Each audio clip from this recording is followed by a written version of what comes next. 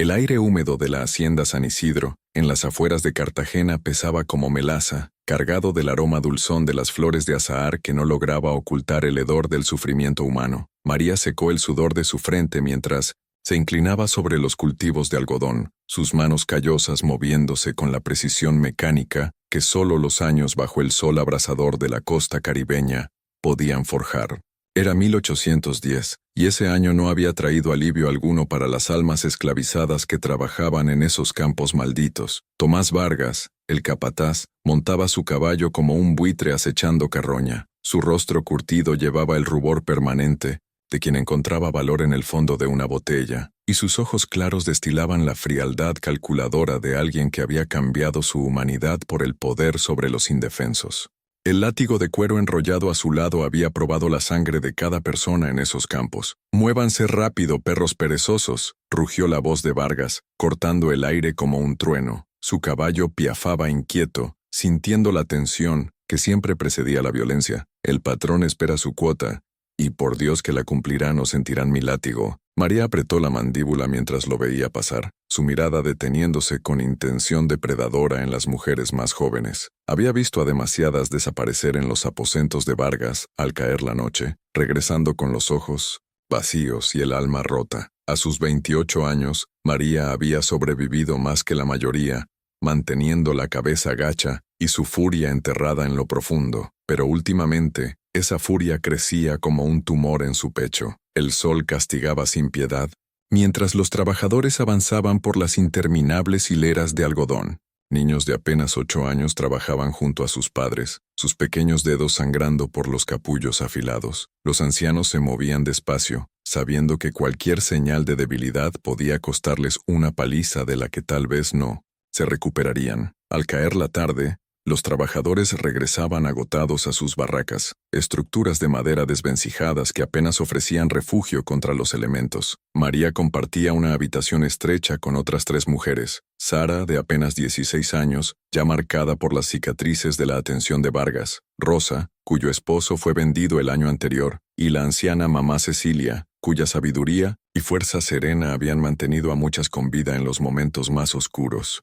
«Está empeorando», susurró Sara en la penumbra, iluminada por la luz titilante de una vela. Su voz temblaba de miedo contenido. «Anoche dijo cosas horribles, cosas que haría si no pudo terminar». Rosa la rodeó con un brazo protector. «Hay que ser astutas. No podemos dejar que nos destruya una por una». Los ojos antiguos de mamá Cecilia reflejaban la luz de la vela mientras hablaba con su voz rasposa. «A veces, el Señor nos prueba más allá de lo que creemos poder soportar, pero también nos da oportunidades para quienes son lo bastante valientes para tomarlas». María sintió algo cambiar en su interior, como si las cadenas que ataban no solo su cuerpo sino su espíritu comenzaran a aflojarse. Pensó en su hija, vendida cuando tenía apenas 5 años, y en todos los que habían sufrido bajo el reino de terror de Vargas. La crueldad del capataz no era solo violencia al azar, era una destrucción sistemática de su humanidad, diseñada para quebrar sus espíritus hasta que la resistencia fuera impensable. Afuera, se oía la risa ebria de Vargas desde la casa principal,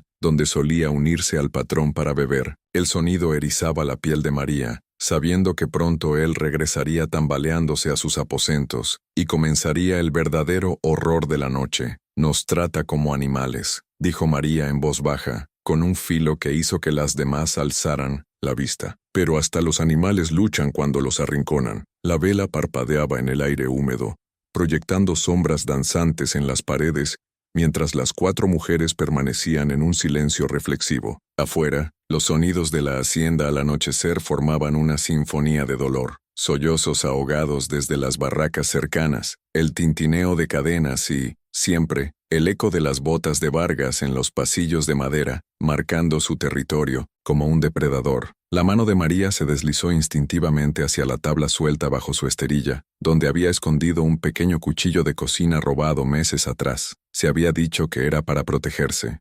Pero esa noche, mientras escuchaba el llanto quedo de Sara y sentía el peso de años de rabia acumulada, comenzó a entender que protegerse podría requerir algo más que solo esconderse. El aire nocturno traía el aroma de jazmín mezclado con podredumbre, un perfume acorde a un lugar donde la belleza y el horror convivían. A lo lejos, las luces de Cartagena titilaban como estrellas caídas, un recordatorio del mundo más allá de los límites de la hacienda, un mundo donde la libertad era más que un sueño susurrado. Mientras las demás caían en un sueño inquieto, María permaneció despierta, su mente acelerada con posibilidades y consecuencias. Pensó en las historias de mamá Cecilia, sobre sus ancestros en África, guerreros que lucharon contra viento y marea. Pensó en las redes secretas de resistencia, que existían incluso en el corazón de este territorio esclavista, donde almas valientes arriesgaban todo para ayudar a otros a encontrar la libertad. María no respondió de inmediato. Sus ojos se perdieron en la penumbra de la cabaña, donde las sombras danzaban al ritmo de la vela que apenas iluminaba el rostro angustiado de Sara. Afuera, los pasos pesados de Vargas resonaban en los tablones, de madera, cada uno como un martillo golpeando el corazón de las mujeres, pero en el pecho de María, la semilla de la idea seguía creciendo, alimentada por años de humillación y dolor. Sabía que enfrentarse a Vargas no era solo desafiar a un hombre, sino al sistema entero que lo protegía. Sin embargo, la imagen de su hija, arrancada de sus brazos años atrás, y los rostros de tantas otras víctimas de la crueldad del capataz, le daban una claridad feroz. No podían seguir viviendo así, atrapadas en un ciclo de miedo y sumisión. Tal vez no tenga la ley de nuestro lado, dijo finalmente María, su voz baja pero firme como el acero. Pero tenemos algo que él no, la fuerza de los que no tienen nada que perder. Sus palabras resonaron en la cabaña, y por un momento, el silencio que siguió fue tan pesado como el aire húmedo de la noche cartagenera. Mamá Cecilia inclinó la cabeza, evaluándola con esos ojos que parecían ver más allá de lo evidente. Hija, lo que planeas no es solo peligroso, es una locura, dijo la anciana, pero había un destello de orgullo en su mirada. Si vas a hacer esto, necesitas aliados, gente que confíe en ti, que esté dispuesta a arriesgarlo todo. María asintió, ya pensando en Juan el Grande, en Samuel, el herrero, y en otros que había visto soportar el látigo de Vargas sin doblegarse. Cada uno de ellos llevaba sus propias cicatrices, sus propias razones para odiar al capataz. Sara, aún temblando en su rincón, alzó la voz, apenas un susurro. ¿Y si nos atrapan? ¿Y si fallamos? Sus ojos brillaban con lágrimas, pero también con una chispa de esperanza, como si la idea de resistir, aunque aterradora, fuera un rayo de luz en su oscuridad. María se acercó a ella y le tomó la mano con suavidad. Fallar no es peor que seguir viviendo así, respondió. Pero no vamos a fallar, vamos a planear, a ser más astutos que él. Vargas se cree intocable, pero todos los hombres tienen debilidades, y las suyas están en esa botella que nunca suelta. Mamá Cecilia se levantó de su mecedora con una agilidad sorprendente para su edad y se acercó a una esquina de la cabaña. Levantó una tabla del suelo y sacó un pequeño atillo, envuelto en tela. Al desenvolverlo, reveló un frasco diminuto, lleno de un líquido oscuro. Esto, dijo con una voz que parecía venir de otro mundo, es algo que mi madre me enseñó a preparar. No mata, pero duerme a un hombre como si estuviera muerto. Si lo que planeas es lo que creo, esto podría ayudarte. María tomó el frasco con cuidado, sintiendo su peso como si fuera el destino mismo en sus manos. La noche avanzaba, y el sonido de las risas ebrias de Vargas se desvanecía a medida que se alejaba hacia la casa principal. María sabía que el tiempo era corto. Si iban a actuar, debían hacerlo pronto, antes de que el capataz volviera a las barracas en busca de su próxima víctima. Miró a Sara y a mamá Cecilia, y en sus rostros vio no solo miedo, sino una determinación creciente. Empecemos esta noche, dijo María, su voz cargada de una calma mortal. Hablaremos con Juan y Samuel. Buscaremos a los que estén listos para luchar. No será fácil, pero ya no podemos esperar a que alguien nos salve. Las tres mujeres se miraron en la penumbra, unidas por un pacto silencioso. Afuera, el canto de los grillos y el murmullo del viento entre los árboles parecían susurrar una promesa. La libertad, aunque lejana, no era imposible.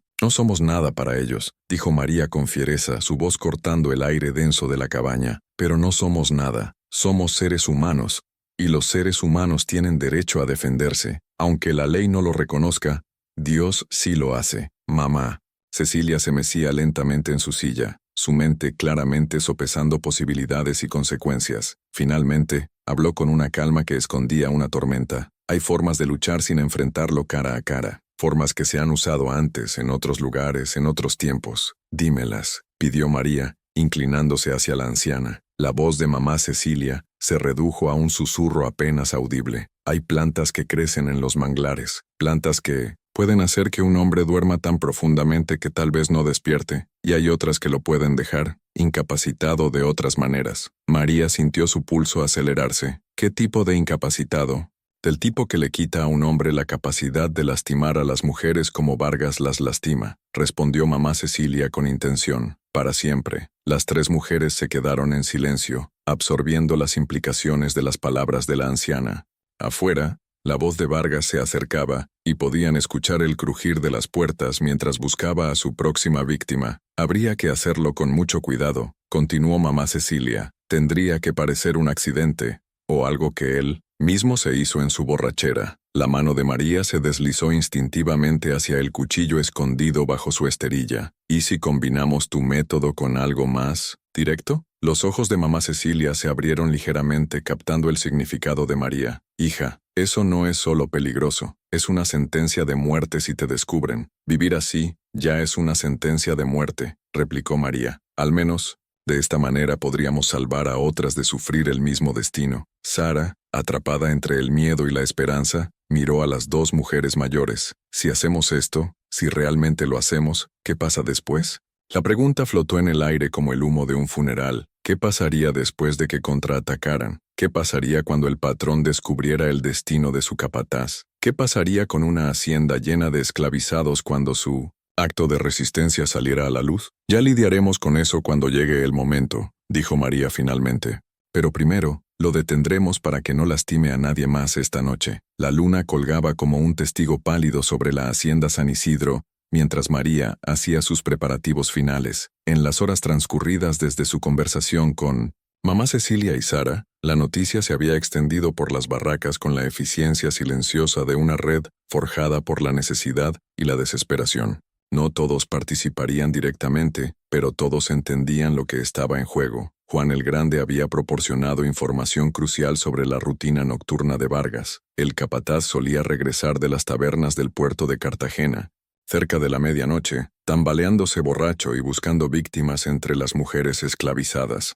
Sus aposentos estaban apartados de la casa principal, estratégicamente ubicados para darle fácil acceso a las barracas, mientras mantenía la privacidad para los horrores que cometía. Samuel, el herrero, había afilado el cuchillo oculto de Minos entonces María hasta convertirlo en una navaja letal. Sus manos expertas trabajaron en la penumbra de su fragua, siempre vigilando por si alguien lo descubría. La hoja era pequeña pero mortal, diseñada para la precisión más que para la fuerza. Mamá Cecilia había preparado una mezcla de hierbas y raíces que garantizaría que el sueño de Vargas fuera profundo y duradero. El brebaje, hecho con plantas que crecían en los manglares cercanos, había sido usado por su pueblo durante generaciones, a veces para sanar, a veces para proteger, y a veces para hacer justicia. A medida que la noche se profundizaba, María se encontró en la encrucijada de su vida. Detrás de ella quedaban años de sumisión, de rabia contenida, de ver impotente como otros sufrían. Delante, la incertidumbre, el peligro y la posibilidad de una libertad que podría costar el precio más alto. ¿Estás segura de esto?, susurró Rosa mientras se acercaba al escondite de María, cerca de los aposentos de Vargas. Una vez que lo hagas, no hay vuelta atrás. María apretó con fuerza el cuchillo escondido bajo su vestido de algodón, áspero. No hay vuelta atrás desde la primera vez que puso sus manos sobre una de nosotras, respondió con voz firme. Solo hemos estado fingiendo que la hay. El sonido de cascos en el camino de tierra anunció el regreso de Vargas. Cantaba una canción vulgar de taberna con una voz espesa de ron y crueldad, la melodía resonando en el aire quieto de la noche como un presagio fúnebre. María se hundió más en las sombras, su corazón latiendo tan fuerte que temía que se oyera por toda la hacienda. El caballo de Vargas conocía el camino a casa, incluso cuando su jinete no podía, y lo llevó directo a sus aposentos con la resignación cansada de un animal que había hecho ese viaje demasiadas veces. El capataz se deslizó del caballo con el abandono torpe de un borracho consumado, casi cayendo antes de apoyarse en el poste de amarre. Tranquilo, viejo, balbuceó al caballo, dándole palmaditas con manos inestables. Mañana nos divertiremos con la nueva, la joven de ojos bonitos. La sangre de María se heló. Hablaba de Sara. Vargas tropezó hacia su puerta, forcejeando con la llave mientras tarareaba sin melodía. El chasquido de la cerradura al abrirse resonó con una claridad antinatural en la noche silenciosa. María lo observó desaparecer dentro, dejando la puerta entreabierta, una costumbre nacida de la arrogancia y la certeza de que nadie se atrevería a desafiar su autoridad. Esperó, contando los latidos de su corazón, hasta que escuchó los sonidos familiares de Vargas preparándose para dormir, las botas golpeando el suelo, el crujido de su silla al sentarse para un trago más antes de descansar. Este era el momento que mamá Cecilia le había indicado, cuando su guardia estaría más baja. Moviendo como una sombra, María se acercó a la cabaña. A través de la rendija de la puerta, podía ver a Vargas sentado con una botella de ron en la mano, los ojos ya vidriosos por la promesa del sueño. La habitación apestaba a alcohol, sudor y algo más, algo que hablaba de violencia y violación. María entró sin hacer ruido, sus pies descalzos silenciosos sobre el suelo de madera. La cabeza de Vargas estaba inclinada hacia atrás, la boca abierta mientras respiraba pesadamente. La botella en su mano estaba casi vacía, y María podía ver que estaba al borde de perder el conocimiento por completo. Era su oportunidad. Se acercó a su lado, sus manos firmes a pesar de la magnitud de lo que estaba a punto de hacer. El cuchillo se sentía cálido en su palma, como si hubiera esperado este momento tanto como ella. La respiración de Vargas era profunda y regular, la de un hombre que nunca había conocido el miedo, que jamás imaginó que sus víctimas podrían convertirse en sus jueces. María pensó en el rostro aterrorizado de Sara, en todas las mujeres que habían sufrido bajo la brutalidad de este hombre, en su propia hija, vendida a un destino desconocido. Pensó en las generaciones de su pueblo que habían soportado horrores indescriptibles y en las generaciones por venir que podrían salvarse si ella tenía el valor de actuar. El cuchillo se movió con precisión quirúrgica, guiado por años de rabia y una determinación nacida de la desesperación. Los ojos de Vargas se abrieron de golpe en el momento del contacto, su boca abriéndose en un grito que nunca llegó, robado por la mezcla de shock y alcohol. Sus manos volaron hacia la herida, su rostro contorsionado por el dolor y la incredulidad. «Esto es por Sara», susurró María, su voz fría y serena. «Esto es por todas nosotras». Vargas intentó levantarse de la silla, pero la combinación de alcohol, shock y pérdida de sangre lo hizo desplomarse al suelo. Sus ojos, abiertos por el terror y el dolor, se fijaron en el rostro de María mientras la comprensión lo golpeaba. Por primera vez en su vida, Tomás Vargas estaba completamente indefenso, a merced de alguien a quien había considerado menos que humano. María lo miró desde arriba, el cuchillo ensangrentado aún en su mano, y sintió algo que nunca había experimentado, la embriagadora oleada de la justicia impartida por su propia mano. Pero también sintió el peso de lo que había hecho, la certeza de que este acto lo cambiaría todo, no solo para ella, sino para todos en la hacienda. La respiración de Vargas se volvía superficial y rápida, su rostro pálido como la muerte. María se arrodilló a su lado, lo bastante cerca para ver el miedo en sus ojos, para oler el ron en su aliento mezclado con el olor metálico de la sangre. «Vas a vivir», le dijo en voz baja, «pero nunca volverás a lastimar a otra mujer. Nunca». Lo dejó allí, retorciéndose de dolor en el suelo de su cabaña, y se deslizó de vuelta a la noche.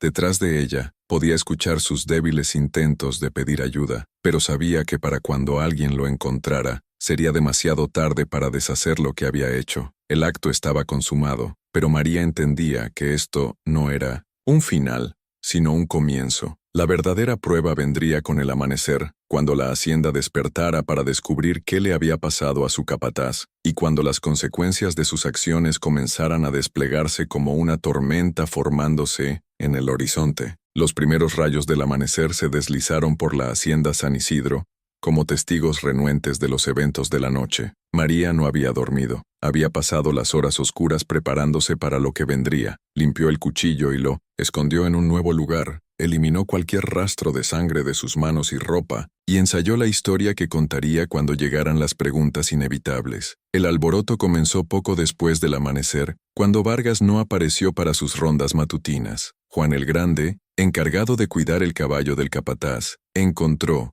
la puerta de la cabaña entreabierta y a Vargas inconsciente en el suelo, en un charco de su propia sangre.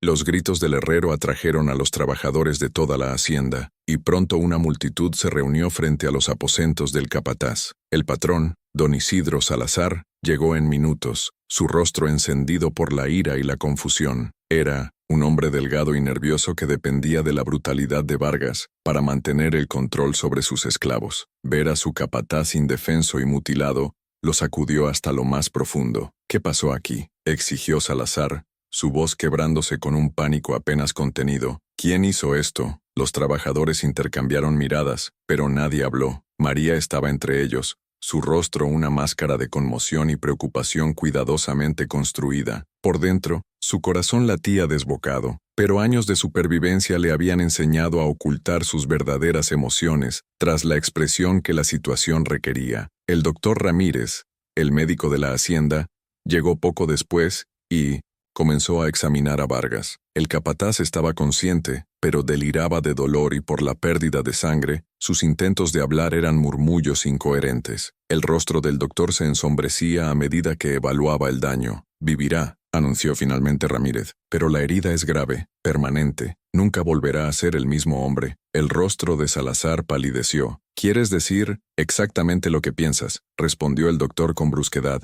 «Quien hizo esto sabía exactamente lo que hacía. No fue violencia al azar. Fue precisión quirúrgica». Los ojos del patrón recorrieron a los trabajadores reunidos, buscando cualquier señal de culpa o satisfacción. María mantuvo su expresión neutral, pero sintió el peso de su mirada cuando se posó en ella. Siempre había sido una de las trabajadoras más inteligentes y observadoras, y sabía que eso la convertía en una sospechosa natural. «Quiero saber quién hizo esto», dijo Salazar, su voz elevándose hasta un grito. «Alguien aquí sabe algo, y por Dios que lo sacaré aunque tenga que azotar a cada uno de ustedes». La amenaza flotó en el aire como el humo de un funeral. María sabía que Salazar era capaz de cumplir su promesa. Su crueldad era más calculada que la de Vargas, pero no menos real. La pregunta era si alguien cedería bajo la presión y revelaría lo que sabía o sospechaba. Mamá Cecilia dio un paso al frente, su figura anciana imponiendo respeto, incluso en ese momento de crisis. «Señor Salazar, todos estuvimos en nuestras barracas toda la noche. Nadie vio nada fuera de lo normal. ¿Es así?». Los ojos de Salazar se entrecerraron. «Entonces, ¿cómo explicas esto?». «Vargas no se hizo esto a sí mismo». «Tal vez sí», dijo Juan el Grande en voz baja, su tono grave resonando entre la multitud. «Un hombre que bebe tanto como él, tal vez tuvo un accidente, tal vez cayó sobre algo afilado». El doctor Ramírez negó con la cabeza. «Esto no fue un accidente. La herida es demasiado limpia, demasiado precisa. Alguien con conocimiento de anatomía hizo esto». María sintió un escalofrío recorrerle la espalda. Había sido cuidadosa, pero tal vez no lo suficiente. Las palabras del doctor sugerían que entendía exactamente qué se había hecho y cómo. «Quiero que registren esta hacienda», ordenó Salazar. «Cada barraca, cada escondite. Si hay un arma, la quiero encontrada. Y quiero que interroguen a todos, uno por uno. Alguien hablará». Mientras, los hombres del patrón comenzaban la búsqueda. María pensó en el cuchillo escondido en su nuevo lugar. Lo había elegido con cuidado, un sitio difícil de encontrar pero fácil de recuperar si era necesario. Sin embargo, sabía que buscadores determinados podrían eventualmente hallarlo, y si lo hacían, su destino estaría sellado. Los interrogatorios comenzaron de inmediato, con Salazar y el asistente de Vargas llevando a los trabajadores aparte uno por uno. María observó cómo sus amigos y compañeros de sufrimiento eran sometidos a preguntas cada vez más agresivas, sus rostros reflejando el miedo que siempre los acompañaba. Cuando llegó su turno, la llevaron a la casa principal y la sentaron. En el despacho de Salazar, un cuarto impregnado de olor a tabaco y privilegio. El patrón estaba detrás de su enorme escritorio de caoba, sus ojos pálidos estudiándola con la intensidad de un depredador evaluando a su presa. «María», comenzó, con una voz engañosamente calmada, «llevas en esta hacienda más tiempo que la mayoría. Lo ves todo, lo oyes todo. ¿Qué sabes de lo que le pasó a Vargas?». María sostuvo su mirada con firmeza, recurriendo a reservas de fuerza que ni siquiera sabía que tenía. «Sé que está muy herido, patrón, pero no sé cómo. Pasó. Estuve en mi barraca toda la noche durmiendo». «¿De verdad?». Salazar se inclinó hacia adelante, sus ojos clavados en María. «El doctor Ramírez dice que quien hizo esto tenía conocimiento de anatomía humana. Tú has ayudado con partos, ¿verdad? Has cuidado a los enfermos. La trampa se cerraba, pero María había anticipado esta línea de interrogatorio. Así es, señor, respondió con calma, pero ayudar a traer bebés al mundo no es lo mismo que lastimar a alguien. No sabría cómo hacer algo como lo que le pasó al señor Vargas. Salazar la estudió durante un largo momento, sus dedos tamborileando sobre el escritorio. Siempre he pensado que eres más lista de lo que aparentas, María, más lista y más peligrosa. Solo trato de sobrevivir, patrón, como todos los demás. Sobrevivir, repitió Salazar pensativo. Sí, supongo que de eso se trata todo esto. Alguien decidió que su supervivencia requería incapacitar a Vargas. María no dijo nada, pero podía sentir la sospecha del patrón como un peso físico sobre ella.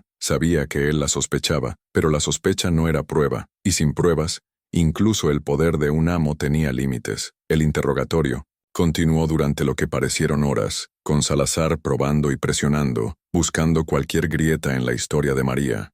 Pero ella había vivido toda su vida bajo el escrutinio de quienes tenían poder sobre ella, y había aprendido a ocultar sus pensamientos y sentimientos tras una máscara de sumisión. Finalmente, Salazar la despidió con una advertencia de que la investigación continuaría. Al regresar a las barracas, María sintió las miradas de los otros trabajadores sobre ella, algunas llenas de admiración, otras cargadas de miedo por lo que sus acciones podrían traer sobre todos ellos. La hacienda había cambiado en una noche, y todos lo sentían. El equilibrio de poder se había desplazado, aunque fuera ligeramente, y las consecuencias de ese cambio aún no se comprendían del todo. María había asestado un golpe por la justicia, pero también había abierto una puerta que nunca podría cerrarse. Habían pasado 3 días desde el ataque a Vargas, y la hacienda hervía de tensión, como una olla a punto de desbordarse. El capataz seguía postrado en cama, su condición estable pero su espíritu destrozado. La noticia de su destino se había extendido más allá de los límites de la hacienda, llevada por la red invisible de comunicación que conectaba a las comunidades esclavizadas por toda la región caribeña.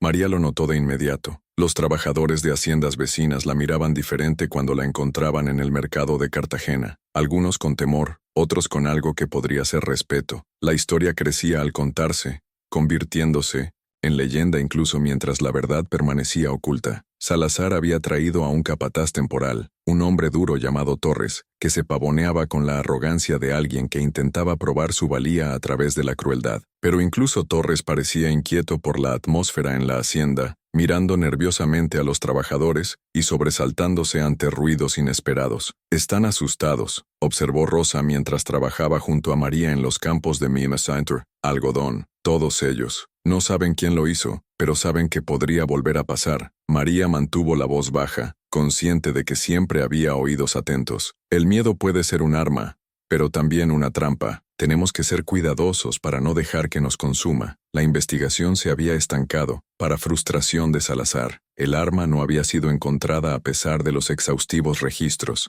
Nadie había cedido bajo los interrogatorios, y el muro de silencio entre los trabajadores permanecía intacto.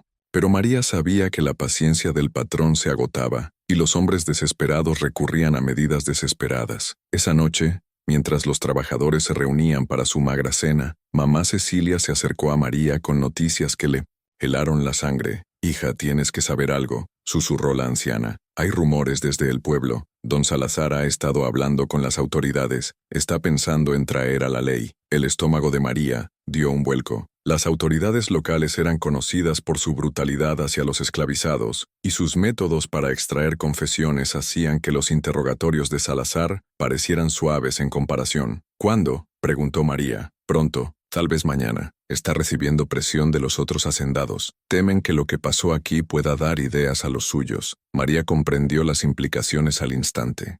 Su acto de resistencia había enviado ondas a través de la comunidad esclavista de la región, y ahora cerraban filas para evitar la propagación de lo que veían como un contagio peligroso. El castigo, cuando llegara, estaría diseñado no solo para castigar a los culpables, sino para aterrorizar a los inocentes. «Hay algo más», continuó mamá Cecilia. «Hay rumores entre algunos de los nuestros. Hablan de escapar». La palabra quedó suspendida entre ellas como un arma cargada. Escapar significaba la red secreta de refugios y almas valientes que ayudaban a los esclavizados a alcanzar la libertad en tierras lejanas. Pero también significaba dejar atrás todo y a todos los que conocían, sin garantía de éxito y con la certeza de la muerte si los atrapaban. ¿Quiénes están hablando?, preguntó María. Juan el Grande para empezar. Samuel, algunos otros. Piensan que si viene la ley, todos sufriremos, culpables o no, continuó mamá Cecilia. Creen que es mejor arriesgarse en el camino. María sintió el peso de la responsabilidad cayendo sobre sus hombros, como una manta de plomo. Sus acciones habían desencadenado eventos que ya no podía controlar, y otros pagarían el precio por sus decisiones. La pregunta era si podía vivir con esa culpa, o si tenía la obligación de llevar esto hasta el final, fuera cual fuera el destino que la esperaba. ¿Y tú?, preguntó María. ¿Irías? El rostro curtido de mamá Cecilia se arrugó en algo que podría haber sido una sonrisa. Hija, estoy demasiado vieja para correr, y demasiado terca para esconderme, pero tú tienes una decisión que tomar. Puedes quedarte y enfrentarlo, que venga, o puedes arriesgarte por la libertad. Esa noche María yació despierta, escuchando los sonidos de la hacienda San Isidro sumiéndose en un sueño inquieto. A través de las delgadas paredes de su barraca, podía oír conversaciones susurradas mientras otros lidiaban con la misma elección imposible que ella enfrentaba: quedarse y arriesgarse a la captura, la tortura y la muerte, o huir y enfrentar los mismos peligros en el camino hacia una libertad incierta. La decisión se complicaba por algo más que la mera supervivencia personal. Si escapaba, sería visto como una admisión de culpa, y la ira de Salazar caería sobre los que se quedaran. Pero si permanecía, no había garantía de que su sacrificio protegería a nadie más. Con el amanecer acercándose, María tomó su decisión. Se quedaría, no por resignación, sino por una determinación de llevar esta lucha hasta su conclusión. Había dado el primer golpe en lo que podría convertirse en una batalla mayor, y no abandonaría esa pelea ahora. Pero no caería sin asegurarse de que otros tuvieran la oportunidad de escapar de las consecuencias de sus acciones. Si Juan el Grande y los demás querían huir, ella los ayudaría. Era lo menos que podía hacer por aquellos que la habían apoyado. Cuando más lo necesitó, a la mañana siguiente las noticias confirmaron las advertencias de mamá Cecilia. Una comitiva de las autoridades locales llegó a la hacienda, liderada por el alguacil Castro, un hombre cuya reputación por brutalidad era legendaria, incluso en una región donde la violencia contra los esclavizados era algo cotidiano. Desde 1907, los campos, María observó cómo el alguacil y sus hombres se instalaban en la casa principal. Podía ver a Salazar gesticulando animadamente mientras hablaba con ellos, su rostro encendido por la emoción de un hombre que creía que la justicia estaba al alcance de su mano. «Esto es todo», dijo Juan el Grande en voz baja, mientras trabajaba a su lado. «Esta noche, después de que se asienten, ¿vienes con nosotros?». María negó con la cabeza. «No puedo, pero los ayudaré a escapar sin dejar rastro». «María», la voz de Juan estaba cargada de preocupación. «¿Sabes lo que te harán si descubren que fuiste tú?». «Lo sé», respondió ella. «Pero alguien tiene que quedarse y enfrentar las consecuencias. Mejor que sea quien empezó esta canción». A medida que avanzaba el día, María ultimó sus planes. Crearía una distracción que permitiría a los demás escapar mientras atraía la atención hacia ella. Era una jugada desesperada, pero era la única manera que veía de proteger a quienes habían estado con ella mientras mantenía cierto control sobre su propio destino. El sol se ponía cuando el alguacil Castro comenzó sus interrogatorios, y María sabía que su tiempo se agotaba. Pronto, los métodos del alguacil quebrarían a alguien, y cuando lo hicieran todos los planes cuidadosos del mundo no la salvarían. Pero aún tenía una carta más por jugar, un último acto de desafío que aseguraría que su historia viviera mucho después de que ella se hubiera ido. La leyenda de la esclava que castró al capataz ya se estaba extendiendo, pero María quería darle un final que inspirara a otros a resistir, sin importar el costo. Los métodos de interrogatorio del alguacil Castro hacían que las preguntas de Salazar parecieran una charla amable. Los gritos que resonaban desde la casa principal durante el día eran un recordatorio sombrío de lo que esperaba a cualquiera sospechoso de estar involucrado en la mutilación de Vargas. Para el atardecer, 2 trabajadores habían sido golpeados, hasta quedar inconscientes, y un tercero quedó lisiado de por vida, pero aún nadie había confesado. María observaba desde los campos, con el corazón apesadumbrado por saber que personas inocentes sufrían por sus acciones, pero también veía algo más en los rostros de sus compañeros, una resolución endurecida, un reconocimiento de que estaban todos juntos en esto, sin importar la culpa o la inocencia de cada uno. Al caer la noche, María puso en marcha su plan. Había pasado el día preparándose, recolectando materiales y colocándolos estratégicamente por la hacienda. Su objetivo era simple: crear suficiente caos para permitir que Juan el Grande y los demás escaparan, asegurándose de que la atraparan, de manera que no dejara dudas sobre su culpa. El primer incendio comenzó en el almacén de algodón, una llamarada visible a kilómetros que atraería a todos los disponibles para combatirla. María había empapado los fardos de algodón con aceite de lámpara robado de la casa principal, asegurándose de que el fuego se propagara rápido y ardiera con fuerza suficiente para ser imposible de ignorar. Mientras los gritos de «fuego» resonaban por la hacienda, María se dirigió a la cabaña de Vargas. El capataz seguía postrado, atendido por una esclava obligada a actuar como su enfermera. María esperó hasta que la mujer corrió a ayudar con el incendio. Entonces entró, sigilosamente. Los ojos de Vargas se abrieron con terror al verla. Intentó hablar, pero su voz era un susurro ronco. «¿Tú? ¿Fuiste tú?» «Sí», dijo María con simplicidad, sentándose en la silla junto a su cama. «¿Fui yo? ¿Por qué?» La palabra apenas audible, pero María percibió la genuina confusión en ella. «Porque alguien tenía que hacerlo»,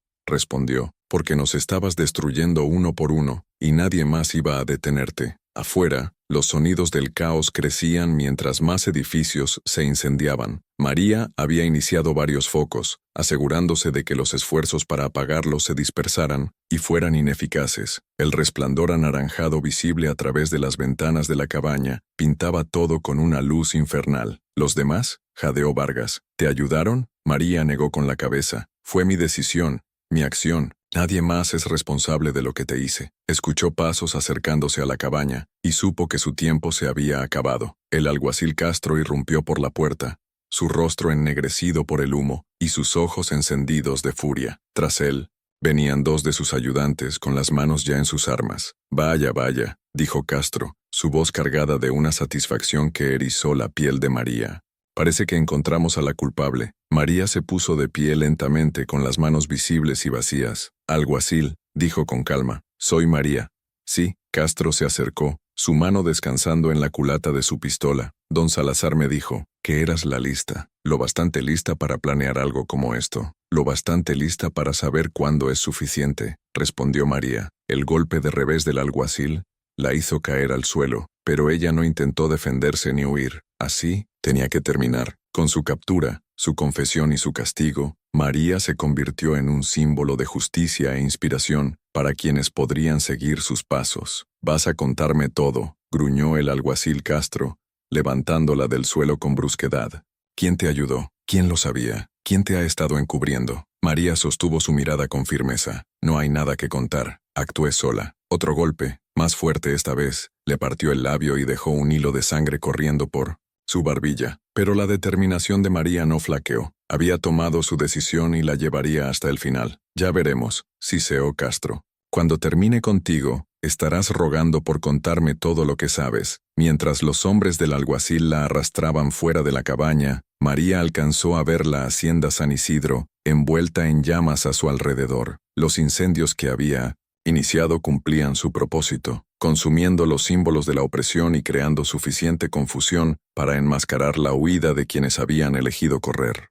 A lo lejos, le pareció ver figuras moviéndose entre el humo hacia los manglares, donde los esperaban botes para llevarlos al primer paso de su viaje hacia la libertad. El interrogatorio que siguió fue todo lo que María esperaba y peor. Los métodos del alguacil Castro habrían enorgullecido a la Inquisición española, pero la historia de María nunca cambió. Había actuado sola, impulsada por años de abusos, y el deseo de proteger a otros de la crueldad de Vargas. Nadie la había ayudado. Nadie conocía sus planes, y nadie más era responsable de sus acciones. Al amanecer, María apenas estaba consciente, su cuerpo destrozado, pero su espíritu intacto. Les había dado a los demás el tiempo que necesitaban para escapar, y los había protegido de las consecuencias de sus decisiones. Era suficiente. Don Isidro Salazar llegó cuando el sol se alzó sobre las ruinas humeantes de su hacienda. La mitad de sus edificios habían desaparecido. Su capataz estaba incapacitado de por vida, y su trabajadora más valiosa confesaba crímenes que la llevarían a la ejecución. Las pérdidas económicas tomarían años en recuperarse, pero el impacto psicológico era aún mayor. «¿Por qué?», preguntó Salazar, haciendo eco a la pregunta anterior de Vargas. «¿Por qué destruir todo?». María lo miró a través de sus ojos hinchados, su voz apenas un susurro, pero sus palabras cargadas con el peso de generaciones de sufrimiento, porque a veces la destrucción es la única forma de despejar el terreno para que crezca algo mejor. El rostro de Salazar palideció de rabia, pero antes de que pudiera responder el alguacil Castro intervino. «Será ahorcada por esto», dijo. «Ejecución pública, como ejemplo para quienes podrían tener ideas similares». María asintió, lentamente. No esperaba menos, pero mientras la arrastraban para esperar su destino, sintió algo que nunca había experimentado, una sensación de plenitud, de haber vivido su vida en sus propios términos, no en los impuestos por otros. La leyenda de la esclava que castró al capataz se convirtió en la leyenda de la esclava que incendió la hacienda y murió sin arrepentirse.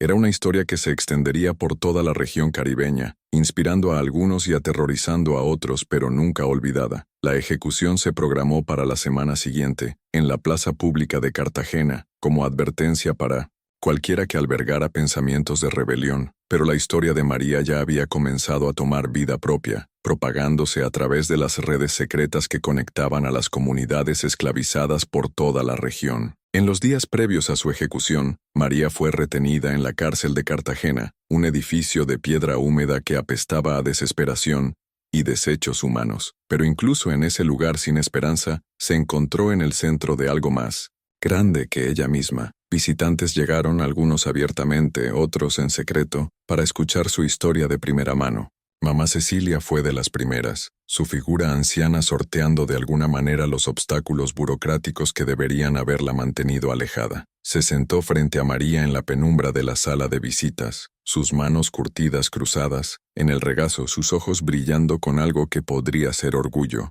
«Los demás lo lograron», dijo en voz baja. «Juan el Grande, Samuel, 3 más. Están a salvo rumbo al norte por la red de escape». María sintió que un peso se aliviaba de sus hombros. «Bien, eso está bien. Hay más», continuó mamá Cecilia. «La noticia de lo que hiciste se está extendiendo. No solo aquí, sino en todas partes. Haciendas tan lejanas como Barranquilla y Santa Marta hablan de la mujer esclavizada que se enfrentó a su opresor». «¿Y qué dicen?», preguntó María. La sonrisa de la anciana fue feroz. «Dicen que si una mujer pudo enfrentarse a ellos, tal vez otras también puedan. Dicen que quizás es hora de dejar de aceptar lo que no se puede cambiar y empezar a cambiar lo que no se puede aceptar». María comprendió las implicaciones. Su acto de resistencia individual se estaba convirtiendo en algo más grande, un símbolo de la posibilidad de que los esclavizados pudieran luchar contra sus opresores. Era inspirador y aterrador a la vez, saber que su muerte podría encender la rebelión que las autoridades tanto temían. Otros visitantes siguieron, negros libres de Cartagena que arriesgaban su seguridad para mostrar solidaridad,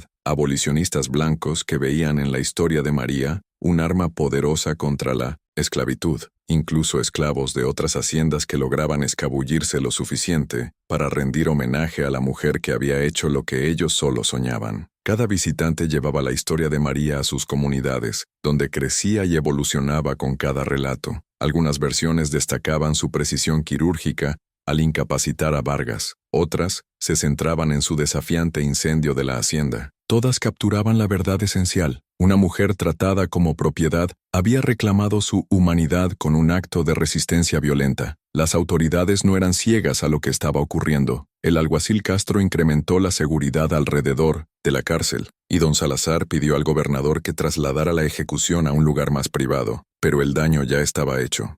La historia de María había escapado de su control, y ninguna represión oficial podía contenerla. La mañana de su ejecución, María fue despertada por el sonido de una multitud reunida en la plaza frente a su celda. Esperaba una turba sedienta, de sangre, pero los sonidos que escuchó eran más complejos. Ira, sí, pero también algo que podría ser apoyo. El padre Morales, el sacerdote local, llegó para ofrecerle los últimos ritos. Era un hombre delgado y nervioso que claramente desaprobaba las acciones de María, pero se sentía obligado a atender sus necesidades espirituales. Mientras pronunciaba las palabras familiares de absolución, María pensó no en la salvación, sino en el legado que dejaba atrás. ¿Te arrepientes de tus pecados, hija?, preguntó el padre Morales. María consideró la pregunta con seriedad. Lamento la necesidad que me llevó a ellos, padre, pero no las acciones en sí. El rostro del sacerdote se tensó con desaprobación, pero completó el ritual de todos modos. Cuando se preparaba para irse, María lo detuvo con una pregunta. «Padre, ¿recordará mi historia? ¿La contará con verdad, no como quieren las autoridades, sino como realmente ocurrió?» El padre Morales dudó, claramente dividido entre su deber hacia la Iglesia y su reconocimiento de las injusticias que habían llevado a María a su acto desesperado. Finalmente, asintió. «Recordaré, hija, y la contaré como la viviste». El camino al cadalso fue un viaje a través de un mar de rostros, algunos hostiles, otros compasivos, todos conscientes de que estaban presenciando algo significativo. María mantuvo la cabeza en alto, negándose a darle a sus enemigos la satisfacción de verla rota o asustada. El verdugo era un profesional, eficiente y desapasionado. Mientras colocaba la soga alrededor de su cuello, María miró a la multitud y vio rostros conocidos, esclavos que de alguna manera habían logrado estar presentes en sus últimos momentos, sus ojos reflejando una mezcla de dolor y determinación. El alguacil Castro leyó los cargos y la sentencia, su voz resonando en 1906 la plaza con autoridad oficial, pero María apenas escuchó las palabras. En cambio, pensaba en Sara, ahora a salvo en alguna ciudad lejana donde podría vivir sin miedo. Pensaba en Juan el Grande, en Samuel y los demás, llevando su historia con ellos, mientras construían nuevas vidas en libertad. ¿Algunas últimas palabras?, preguntó el alguacil. La pregunta del alguacil Castro era más un ritual que una indagación genuina. María miró a la multitud, su voz resonando clara en el aire matutino. «No soy la primera y no seré la última. Recuérdenlo cuando crean que nos han quebrado, por completo». La trampilla se abrió, y María cayó en la historia. Pero su relato no terminó con su muerte. En cuestión de horas, sus últimas palabras se propagaban por las redes clandestinas que conectaban a las comunidades esclavizadas de la región caribeña. En días, su historia llegó a tierras lejanas, donde los abolicionistas la tomaron como prueba de la injusticia inherente a la esclavitud. La leyenda de María, la esclava que castró al capataz e incendió la hacienda, se convirtió en un grito de resistencia. Algunas versiones de la historia se embellecieron, otras se simplificaron, pero todas llevaban el mensaje esencial. Incluso, los más desamparados podían contraatacar a sus opresores si tenían el valor de actuar. Don Isidro Salazar nunca se recuperó del todo de los eventos en su hacienda. Las pérdidas económicas por los incendios, combinadas con el impacto psicológico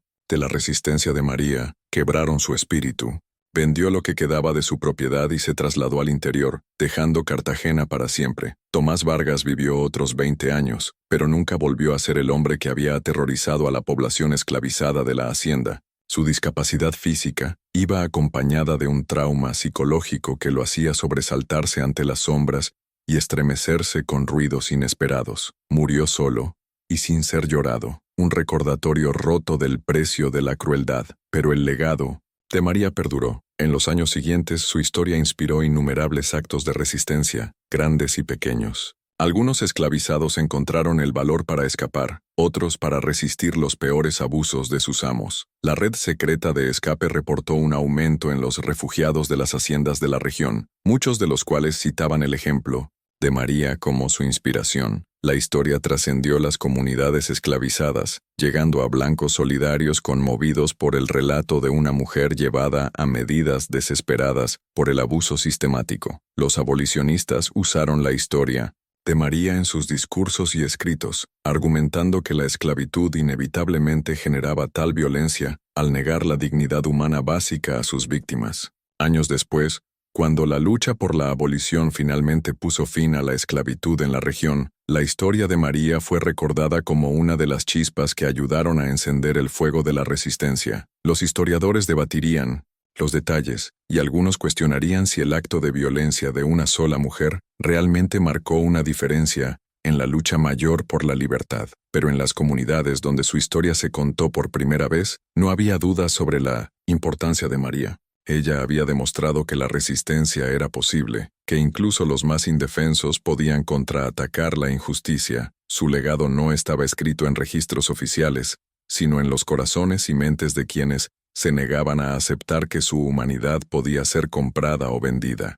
La esclava que castró al capataz mientras estaba borracho se convirtió en algo más que una mujer en busca de justicia. Se transformó en un símbolo del espíritu humano inquebrantable, un recordatorio de que la libertad no es algo que se da o se quita, sino algo que debe ser reclamado por aquellos lo bastante valientes para luchar por ella. Al final, la historia de María no fue solo sobre el acto de resistencia de una mujer, sino sobre el poder del coraje individual para inspirar acción colectiva. Su legado vivió en cada acto de desafío, cada escape hacia la libertad, cada negativa a aceptar lo inaceptable. Ella había encendido un fuego que ardería hasta que la esclavitud misma fuera consumida por las llamas de sus propias contradicciones. La leyenda de María sería contada y recontada por generaciones, un testimonio de la verdad de que ningún sistema de opresión, por poderoso que sea, puede derrotar finalmente el deseo humano por dignidad y libertad.